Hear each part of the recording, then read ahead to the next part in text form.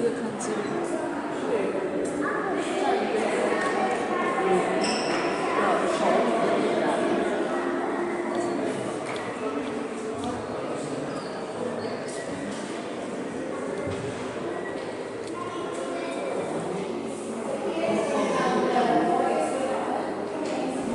Kia ora. So I'd like to tell you about POUNAMU. He was a taniwha, the guardian of POUNAMU, or New Zealand greenstone, that most revered of treasures. Now POUNAMU was a water being, and his enemy was Whaitipu. Now Whaitipu was another taniwha, and he was the guardian of sandstone, and they would be constantly in battle with one another.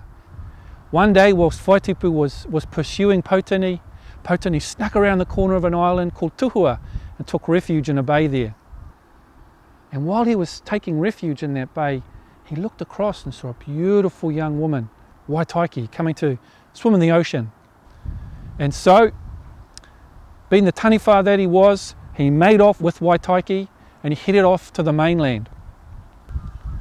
Now Waitaiki was already married to Tamahua, and Tamahua was a man of many powers, and he recited a karakia, or an incantation, and he placed his ceremonial dart on the ground and it pointed in a direction, and so Tamahua said, aha, that's the direction in which POUNAMU has made off with Waitaiki. Now of course POUNAMU had made it to the mainland and he was resting at Tahanga. Tahanga is a place on the northern part of the Coromandel Peninsula near Opito Bay. And as Tamahua said his karakia, POUNAMU sensed that Tamahua was coming. And so he made off to the next place, and so on and so forth. Tamahua would say his karakia, his incantation, place his teko on the ground, and he would point in the direction where POUNAMU had made off with Waitaiki. So from Tahanga, the next place was Whangamata, near modern day Lake Taupo.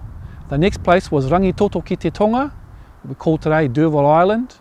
The next place was Farewell Spit.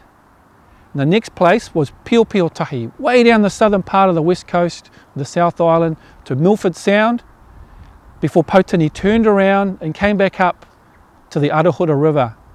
There, POUNAMU turned and went up the river with Waitaiki. Now Tamahua, following close behind, went down to Piotahi, came back up and sensed that, aha, they were up the Arohura River, and he knew he had them trapped. All he had to do was make his way up and rescue his wife.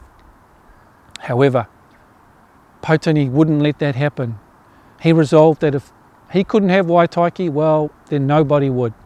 And so he turned her into POUNAMU, New Zealand greenstone, and snuck away, so that when Tamahua came up the river the next day, he couldn't find his wife, but he found all this beautiful POUNAMU, and he knew what had happened. He knew POUNAMU had turned Waitaiki into POUNAMU. And so this pūrākau actually has within it some amazing geological understandings and some amazing observations. If we go back to that first place, Tuhua, Tuhua is the source of obsidian. Now that obsidian is found throughout New Zealand. The next stop was Tahanga. Tahanga, and there is a particularly fine-grained form of basalt, volcanic rock, and that was used not just locally but widely throughout the North Island of New Zealand. Then the next place they stopped was Rangitoto ki te Tonga, or D'Urville Island, and that is most famous for another particular type of technology stone called pakohe, or argillite. And from there they made their way down the west coast before finally coming back up to the Arohura River. And the Arohura River is one of the premier sources of POUNAMU. So what we have in that pūrākau is a codified form of knowledge talking about a resource map, a technology stone map that told us where to go to find particular types of stone. Now remember that other taniwha that POUNAMU was constantly in battle with, Whaitipu. Well, Whaitipu was the guardian of sandstone, and the relationship there is, of course, sandstone was the only material that could cut POUNAMU. Now you would do it through hours and days and weeks. You'd grind the sandstone, and it was the only substance that would carve out and take the raw POUNAMU and turn it into the adzes, or into the heiteki, or into the earpieces that were so treasured and revered by our people. And so therein lies the beauty of the kōrero and the pūrākau of Pautini. Kia ora mai tātou.